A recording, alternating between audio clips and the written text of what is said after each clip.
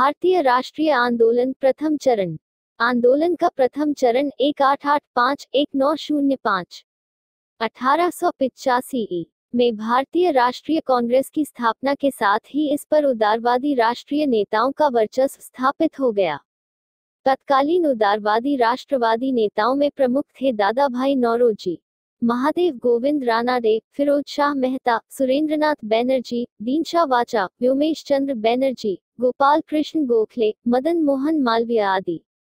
कांग्रेस की स्थापना के आरंभिक 20 वर्षों में उसकी नीति अत्यंत ही उदार थी, इसलिए इस काल को कांग्रेस के इतिहास में उदारवादी राष्ट्रीयता का काल माना जाता है।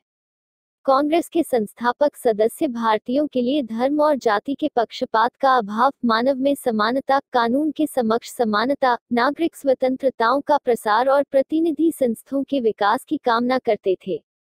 उदारवादी नेताओं का मानना था कि संवैधानिक तरीके अपना कर ही हम देश को आजाद करा सकते हैं।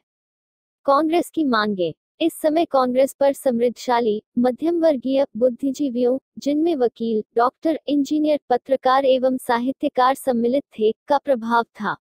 उदारवादी नेताओं को अंग्रेजों की न्यायप्रियता में पूर्ण निष्ठा थी और ये अंग्रेजों को अपना शत्रु नहीं मित्र मानते थे। ये नेता प्रार्थना पत्रों, प्रतिवेदों, स्मरण पत्रों एवं शिष्ट मंडलों के द्वारा सरकार के सामने अपनी मांगों को रखते थे।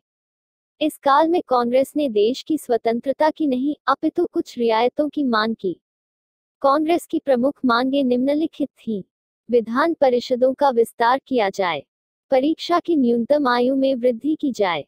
परीक्षा का भारत और इंग्लैंड में का आयोजन हो। अधिक भर्ती निकाली जाए। वायसराय तथा गवर्नर की कार्यकारिणी में भारतीयों को अधिक प्रतिनिधित्व दिया जाए। ये सभी मांगे हीन से हीन शब्दों में याचना के रूप में संवैधानिक ढंगों से प्रस्तुत की जाती थी।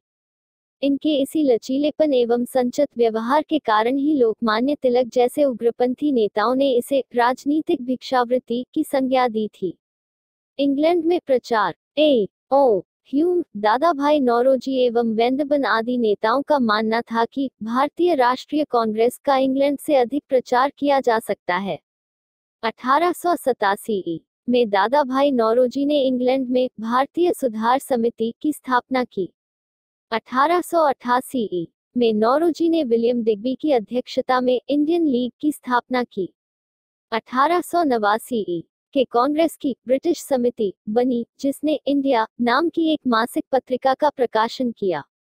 इसके माध्यम से इंग्लैंड के नागरिकों को भारत की यथास्थिति से परिचित कराया जाता था। कांग्रेस ने भारतीयों की समस्या के निवारण हेतु समय समय पर अपने प्रतिनिधिमंडल को ब्रिटेन भेजा।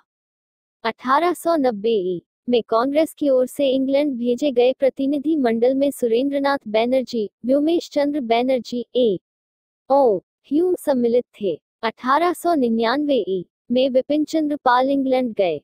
इन समस्त प्रयासों का प्रतिफल यह रहा कि इंग्लैंड में भारतीय जनमानस की समस्याओं के प्रति सहानुभूति रखने वाले एक गुट का निर्माण हुआ। बंगाल विभाजन। विभाजन के समय बंगाल की कुल जनसंख्या 7,85,00,000 थी तथा इस समय बंगाल में बिहार, उड़ीसा एवं बांग्लादेश शामिल थे। बंगाल प्रेसिडेंसी उस समय सभी प्रेसिडेंसियों में सबसे बड़ी थी। 1874 में असम बंगाल से अलग हो गया। एक लेफ्टिनेंट गवर्नर इतने बड़े प्रांत को कुशल प्रशासन दे पाने में असमर्थ था। तत्कालीन गवर्नर जनरल लॉर्ड कर्जन ने प्रशासनिक असुविधा को बंगाल विभाजन का कारण बताया, किंतु वास्तविक कारण प्रशासनिक नहीं अपितु राजनीतिक था। कर्जन के बंगाल विभाजन के विरोध में स्वदेशी एवं बहिष्कार आंदोलन का सूत्रपात किया गया। बंगाल उस समय भारतीय राष्ट्रीय चेतना का केंद्र बिंदु था और साथ ही बंगालियों में प्रबल राजनीतिक जागृति थी, जिसे कुचलने के लिए कर्जन ने बंगाल को बांटना चाहा। उसने बंगाली भाषी हिंदुओं को दोनों भागों में अल्पसंख्या में करना चाहा।